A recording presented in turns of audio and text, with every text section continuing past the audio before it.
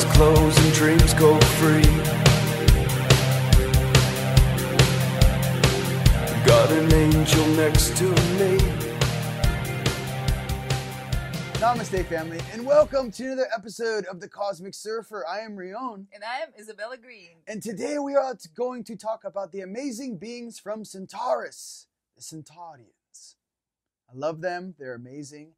I know my sister has many things to share about them. I shall share some simple things and why I think they're awesome. Minus this scary picture. My guy doesn't look so scary. But Centaurus is a very large place. I'm sure there's different versions. That looks almost like an Alpha Centaurian, doesn't it? That face, I have seen that face in species. That specifically, not necessarily the whole outfit that we have here, but the structure of the face is very accurate in this image. You like that? Yeah. I'm going to go ahead and say my guy's a little more sexy. I'm going to go ahead and say my guy works out. He doesn't need a bunch of shoulder pads. You know what I mean? It's like up on the deck of a ship. You're like, it's almost like, what was it? Josh Brolin went to the set of X-Men, and not X-Men, but Avengers. Right. And he's looking at, like Downey Jr. and all these guys like putting on their outfits. And he's looking at him going, because he was Thanos. He's all, you guys didn't even work out for this? You guys are just putting on superhero outfits that have all these like artificial muscles and stuff. Because, Josh had done Deadpool Part 2 with Ryan Reynolds. Right. And they were killing it to get in that perfect shape. So I think that's really funny. Back to Centaurians. I think that, many of our higher selves and that work ethic and obviously the physicality, many of these other upper dimensional species, they come from, I truly feel it's planets of different gravity. Yeah. Imagine being born on a planet that's 10 times the Earth gravity. Right. So you just going and getting a cup of water and drinking it, it's like bench pressing 500 pounds. You know what I mean? So I think a lot of the different forms, and I wanted to explain this too. This is a good leeway into this. Why do your higher selves and why do different species look different? Why are some species taller, some species shorter? I truly feel it has to do with the environmental conditions of the planet that they were raised on or where they came from. Right. And I also do feel that you can tell which species, like to hit that gym and which species are more in their mind. Right. It's like a friggin' watermelon on the size of like a little person. You're like, where's the mind, body, spirit in that? So you just, mentally do everything. Here's why. I express this here on Earth. To truly appreciate your vessel, I feel that every single being out there should take care of themselves. Right. Number one. Number two, if you have put all of your focus into specifically one aspect of your suit and what your physical characteristic is, I think a more balanced approach is more appropriate. Right. Very simple. Always. So you can tell some of the species that went a little too crazy on the I've got armor and horns and it's like out of control, and it's like, that's awesome, bro, but like, is every day the Super Bowl? Like, do we have to go to war every single day? Like, do you have a more casual look? Like, what happens if I take you to the Galactic Ball upstairs? Are you gonna show up in full battle armor with like a phaser? Like, dude, put on a tuxedo, put on your dress robes, shake your tail feather. I just think that, some of these aspects we have, right? To me, every single civilization, in the Milky Way galaxy especially, I still feel like we're kind of teenagers. Yeah. I mean, if you're talking about cosmic mom and dad, let's be honest for a second here. Above duality, 12D and above. Some of these beings are 24D and up. Right. And when you go from a cosmic mom or dad functionality, we're all seen as teenagers trying to figure out who we are, how to interact, how to evolve, and how to improve ourselves, our family, our friends, our worlds, our species, our consciousness, who we truly are. So I like to stay there in that cloud of awesomeness, right? In that nebula. Centaurian, dude, love your outfit, bro. I don't know if this is some sort of like flag football. Maybe they have like space football, it's hot. But what I'm getting to, and I'll let you rip on it. You're like, this guy, I'm so sorry. The artist did this. I didn't. I'm just trying to be real. Imagine that guy with no shirt on and like a dope jacket and like an open V-neck and like a pair of sunglasses, and you know? with that face. You know, but with that face, but minus the, hey, can you see me now? Like minus doing the De Niro. You know, like there's some weird like, hey, can you see me now? I don't know about that face, but I'm going to be honest with you. Like my homies I hang out from Centaurus are gorgeous, amazing Centaurians. This is the coolest thing about Centaurus that I have pulled down and heard about. So there was a great war on Centaurus. Nuclear war, nuclear fallout. Huge nuclear war on this in this one. I don't know if it was multiple planets, but what I heard was this. The Centaurians are masters of redoing nuclear fallout, undoing that. So they are the specialists when there's a nuclear problem on a planet, the soil's been contaminated, radioactive, the oceans, the sky, the this, the that. They are the experts because they fixed it on their home world. Right. They know how to re-terraform and fix that problem.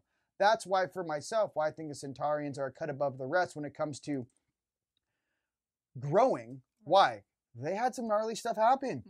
And they said, you know what? We don't want to do this anymore. Yep. Shoulder pads.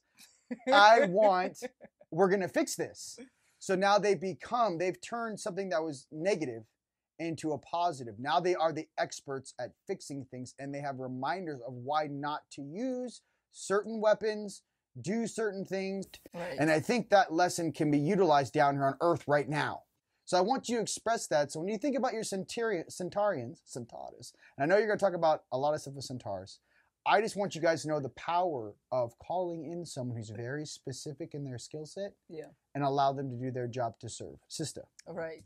And I absolutely agree that the artist did the shoulder pattern and stuff. When I observed the Centaurians show up in the stream, they have that face. They don't have that mouth as here, that piece. There's barely any mouth. There's just like a little opening there. It's almost like he's saying, what'd you say?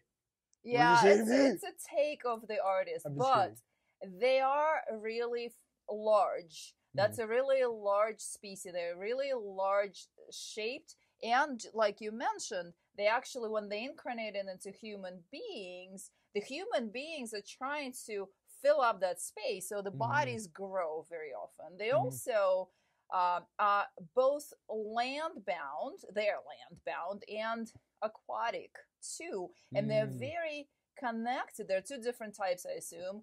But they're very connected to the elements on their planet. So they're very planets in that constellation. They are, and there are different types and different planets in that constellation, but we're just talking in general, generalizing here a little bit. So they are very connected to the elements, the other life forms on their planets, and so they are also connected in that way here when they incarnate on Earth. They're the type of beings that would be explorers of the wild. They're the types of beings who, for cleaning up stuff, right? They understand how behaviors and events affect every life form very well. And they also have really high endurance so that they're able to deal with stuff. And on Earth, that might be expressed through being a super athlete, for example. So you don't want to get in a foot race with a Centaurian. Yes, That's what you're trying to say. So basically, don't take that bet. You know, you're like in a galactic bar and like Guardians of the Galaxy, and he's like, oh yeah, I'll challenge you to a foot race. You're like, where are you from? You're like, Centaurus. You're like, I'm good, bro. I'm good. And what they also mentioned was that the human beings who think about their race, they always imagine the Centaurus as a half horse, half man. That's our mystical creature. They said they have this type of creatures in their habitat, but they're not that. The aquatic types, the ones that live in the bodies of water or underwater, have more of the white kind of color into them, would be closer to a white whale, but not the Syrian type. It's just the specific Centaurian type. So imagine like a swimming horse of white color kind of thing. And it's huge. It's really big. The people who are carrying that in their stream, carrying the Centaurian in their stream, would be super physically strong, have great stamina, and also have predisposition towards hard work. They're capable of meticulously clearing disaster areas, understanding probably like the most amazing farmer ever. Absolutely. Like ever. Yes. And very strong connection with horses on this and animals and elements and environment. So they make incredible environmentalists here on Earth. They make incredible explorers, someone who would have bravery and endurance to go across the world and bring that information back to us, to go into unexplored territories. They're wonderful explorers, and they also want freedom. So flying off on their, I don't know. And farmer isn't the word. It's more like, imagine a group of Centaurians landing, terraforming a whole area. Yeah. And then going, making it paradise, and then going, we providing food for half a continent. Right. I mean, like that level. When I say farming or a farmer, that's not what I mean. I mean like a world flipper. Right. I mean like someone who can actually terraform, change the incomplete environment to be at maximum homeostasis. The consciousness of clean up your act, grow out of shoulder pads mentality. I got you, bro. They're looking at me like, they're like, come on, a farmer? I'm like, bro, hey, there's a 12-foot guy standing right behind me. I'm like, look, you're amazing. Yeah. You're ripped. How much do you bench, bro? You know what I mean? naturally ripped, naturally born, super strong. Super strong. Yeah. And having someone like that on your team is wonderful because they will provide loyalty and support and that stability and also incredible stamina and endurance and power and also emotional balance. They have been through a lot. They're gentle giants. Like when you're a huge, strong dude or lady out there, you don't need to prove anything. You're like, dude, what's going on? What seems to be the problem? They're past that phase when they they're not in the ego whatsoever. They went through that, I believe, with a lot of the wars in their area. And they actually saw, like, imagine Earth, right? Imagine 2,000 years into the future coming back in time and they're starting to play with, they're playing with nuclear weapons and stuff. You go, hey, whoa. Do not play with stuff that's going to be in the soil for 10, 15, 20,000 years, please. You guys have no idea how long it's going to take to clean that up. Right. And I think a lot of that understanding, and obviously what I've expressed with clients in my sessions when I talk to people is very importantly is like, look, there have been many graduating classes that have utilized Earth as a jump off point towards their own individual ascension. Yeah. We are not the only graduating class. So imagine the past graduating classes. Like imagine we're the graduating class. We're a bunch of teenagers. Yay, we're humans. It's 2019. Class of 2019. You got to remember, like, our, all of the graduating species and beings that came before us, right? So there could be different graduating classes, like, we're the class of 1,000, or, we're the class of, negative 50,000. We're Lemuria, we're Atlantis, whatever it is. There's different graduating classes that have utilized this space to go through these lessons, especially in the physical. This is a very special place in the universe where we actually get this opportunity. And then they come here and teach us in a very balanced manner, in a very coherent manner. The people who are carrying the Centauran within their stream would be, if they go into teaching, they kind of usually prefer dealing with the earth and the environment and the animals and not really dealing with people as much. But if they do go into that, they would lead by example. They have very strong connection with the planet. So it's wonderful to have someone like that in your stream or on your team. Absolutely. In your stream or on your team. Well, that is our episode on Centurions. Up next, we have... New Martians in Tiamat. The New Martians in Tiamat. See you guys next time.